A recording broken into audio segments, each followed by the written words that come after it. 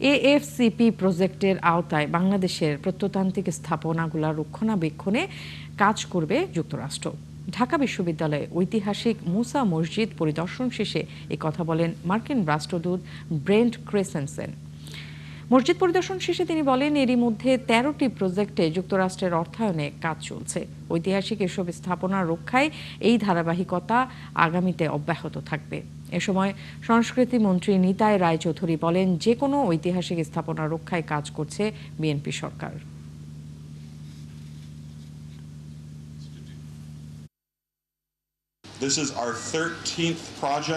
এটি আমাদের ১৩তম প্রজেক্ট। আমরা ইতিমধ্যেই অনেকগুলো প্রজেক্ট সফলভাবে সম্পন্ন করেছি।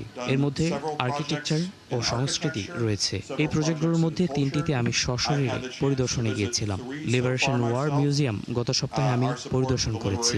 এসএম সুলতানের কাজগুলো পুনরুদ্ধারের কাজ চলছে। কয়েক সপ্তাহ আগে আমি তা পরিদর্শন করেছি। আমাদের এই সহযোগিতা অব্যাহত থাকবে।